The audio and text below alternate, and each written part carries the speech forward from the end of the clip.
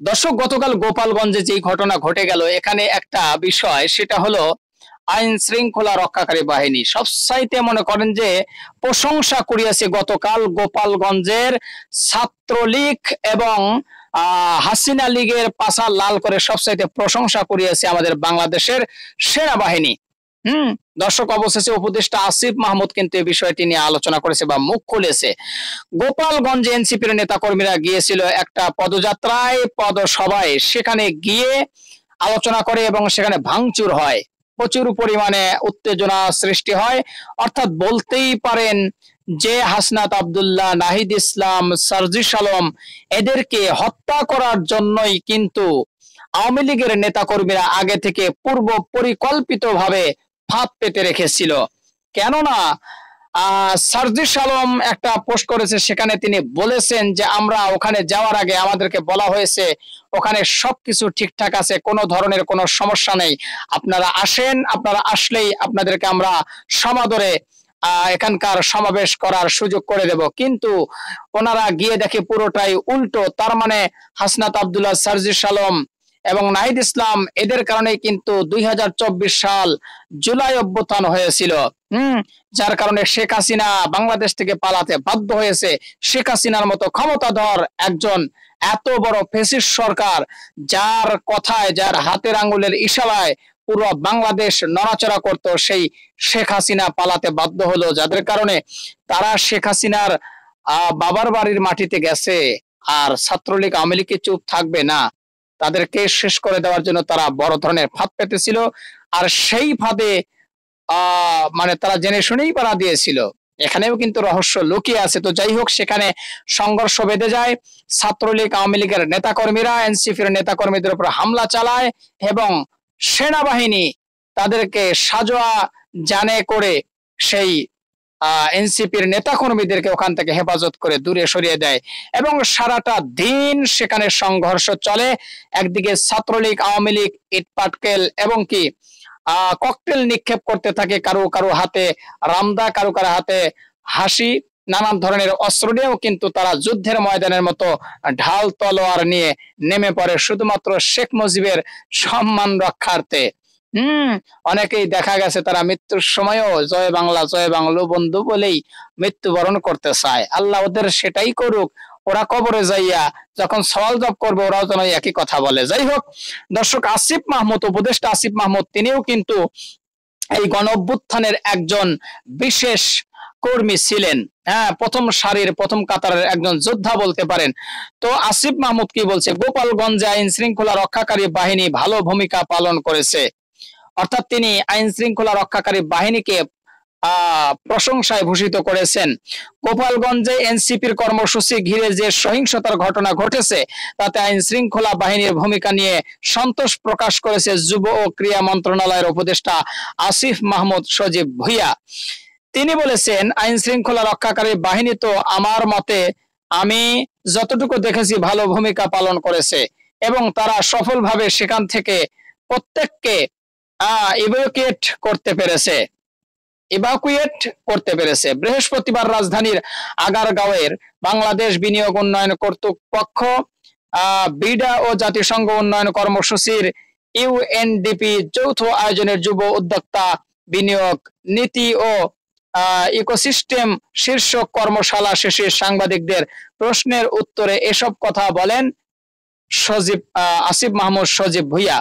গতকাল বুধবার গোপালগঞ্জে জাতীয় নাগরিক পার্টির এনসিপির সমাবেশ হামলার ঘটনাকে দুঃখজনক হিসাবে অভিহিত করেন আসিফ মাহমুদ। তিনি বলেন, তারা লক্ষ্য করেছেন সারা দেশ থেকে বিভিন্ন সন্ত্রাসী গোপালগঞ্জে গিয়ে আশ্রয় নিয়েছিল।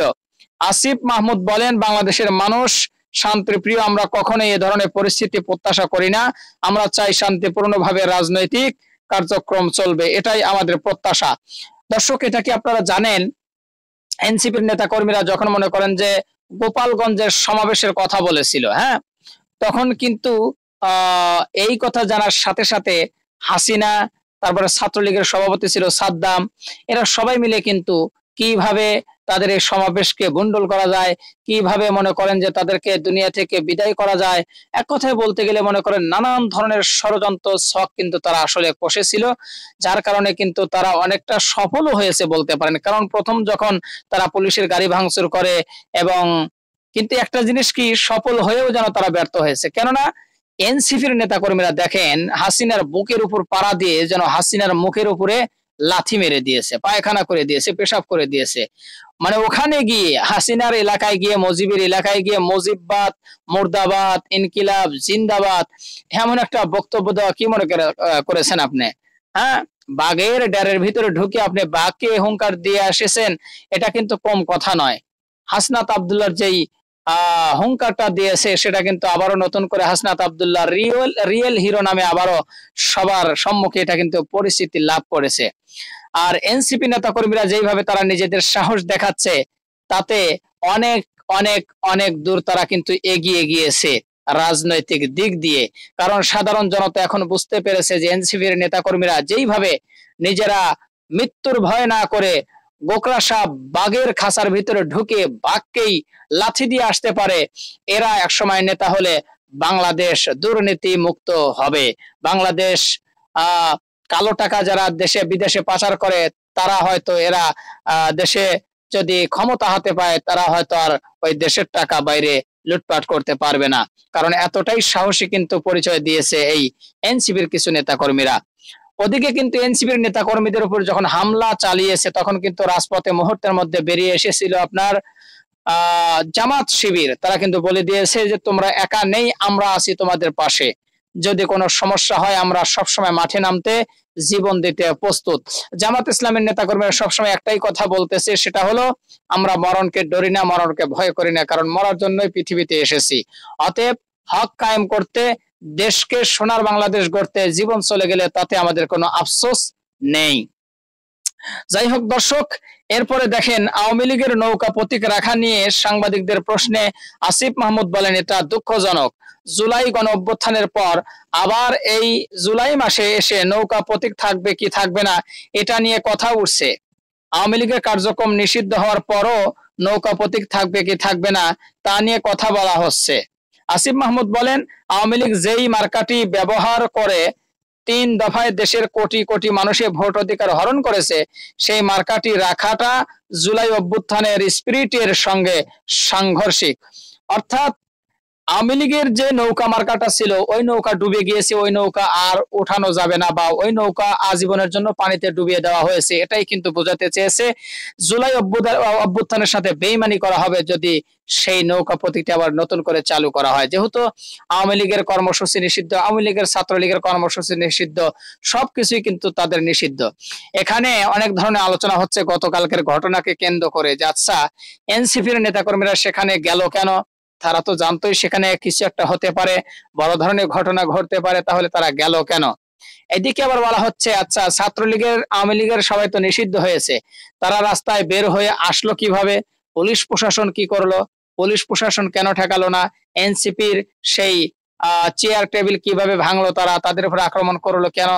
পুলিশ প্রশাসন তাহলে কি করেছে? নানান ধরনের কথাই কিন্তু উঠে আসতেছে, মহা জল্পনা কল্পনা। ঠিক আছে, তো যাই হোক দর্শক, আমি আর কথা বাড়াবো না, ভিডিওটি শেষ করব। যাওয়ার আগে সবাইকে বলবো, গতকাল আসিফ মাহমুদ নাহিদ ইসলামরা যে গিয়েছিল গোপালগঞ্জে এবং সেখানে সংঘর্ষ হয়েছে, পরবর্তীতে নাহিদ ইসলাম বলেছে যদি তাদেরকে গ্রেপ্তার না করা হয়, তাদেরকে ধরে আনা না হয়, তাদের বিচার না করা হয়, তাহলে আমরা লং মার্চ টু গোপালগঞ্জ দেব এবং সবাই, বাংলাদেশের সবাই ওখানে ঝাঁপিয়ে পড়বে এবং নতুন করে গোপালগঞ্জের নাম রচনা করব। তো দর্শক, কারা কারা আপনারা গোপালগঞ্জের পক্ষে আর কারা কারা বাংলাদেশের পক্ষে একটু কমেন্ট বক্সে জানান। আর গোপালগঞ্জের নাম যদি পরিবর্তন হয় কি নাম রাখা যায় একটু কমেন্ট বক্সে জানান আপনারা। আর ভিডিওটি প্রচুর পরিমাণে শেয়ার করবেন। আমাদের channel Nasir snack media centre যদি আপনারা নতুন হন, প্রতিনিয়ত এই ধরনের সকল প্রকার নিত্য নতুন আপডেট খবরগুলো পেতে আমাদের এই চ্যানেলটি সাবস্ক্রাইব করে আমাদের সাথে থাকবেন। ইতিমধ্যে যারা অলরেডি সাবস্ক্রাইব করে দিয়েছেন সবাইকে অসংখ্য ধন্যবাদ জানিয়ে ভিডিওটি এখানে শেষ করছি। আবারও দেখা হবে, কথা হবে নতুন কোনো টপিক, নতুন কোনো ভিডিও নিয়ে। ভালো থাকবেন সবাই, আল্লাহ হাফেজ।